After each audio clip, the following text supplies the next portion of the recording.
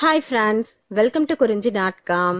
இன்னைக்கு நம்ம கோதுமை மாவில் வெங்காய பக்கோடா எப்படி செய்யறதுன்னு பார்க்கலாங்க. ஏற்கனவே நம்ம சேனலில் ராகி மாவில் வெங்காய பக்கோடா எப்படி செய்யறதுன்னு வீடியோ அப்லோட் பண்ணியிருக்கேன்.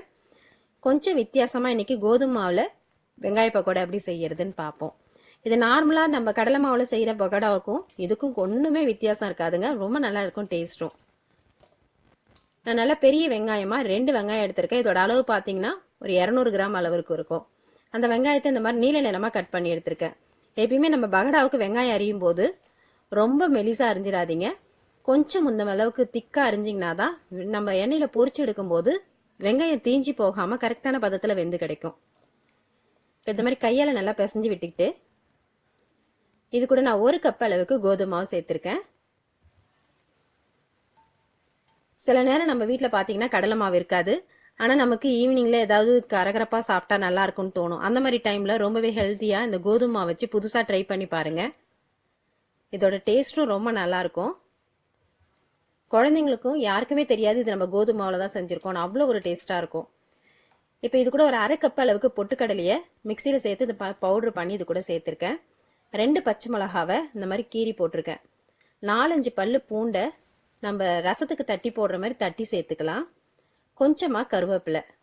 இப்போ இதுக்கெல்லாம் தேவையான அளவுக்கு 1/2 ஸ்பூன் அளவுக்கு உப்பு சேர்த்துருக்கேன்.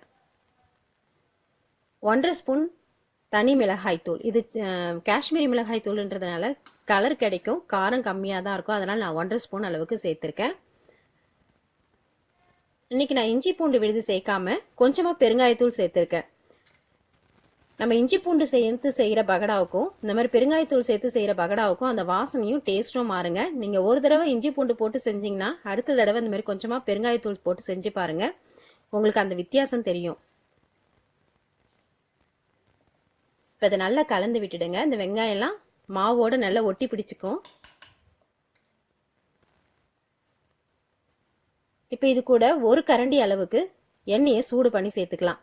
நம்ம நார்மலாக இப்போ பகடா பொரிக்கிறதுக்கு எண்ணெயை சூடு பண்ணுவோம் இல்லைங்களா, அதுலேருந்து 1 கரண்டி இதில் மொண்டு ஊற்றுங்க. அப்போ தான் இந்த பகடா இன்னுமே ரொம்ப மொறுமொறுப்பாக நமக்கு கிடைக்கும்.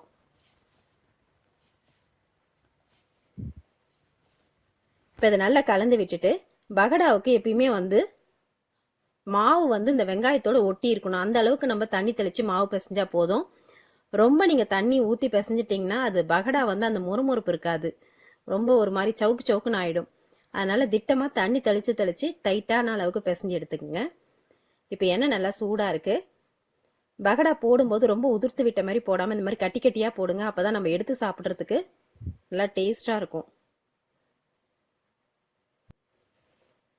இந்த மழை நேரத்தில் ஈவினிங் டைமில் இந்த பகடா கூட 1 கப்பு டீ கூட சர்வ் பண்ணி பாருங்கள். அவ்வளோ ஒரு டேஸ்ட்டாக ரொம்ப நல்லாயிருக்கும்.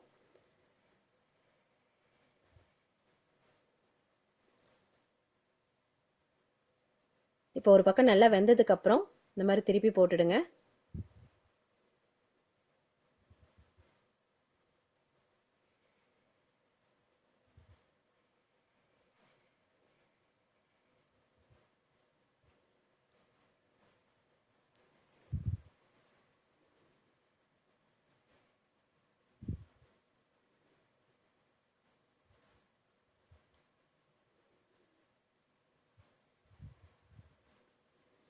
இப்போ பகடா நல்லா வெந்துடுச்சு. நம்ம எண்ணெயை வடிகட்டிட்டு எடுத்துடலாம்.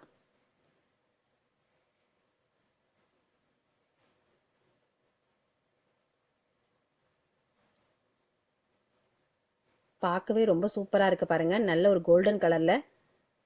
நம்ம கடையில் வாங்குகிற பகடாவுக்கும் இதுக்கும் கொஞ்சம் கூட வித்தியாசம் இருக்காது. ஆனால் நம்ம இதை கடலை மாவை யூஸ் பண்ணாமல் கோதுமை மாவில் இந்த பகடாவை செஞ்சுருக்கோம்.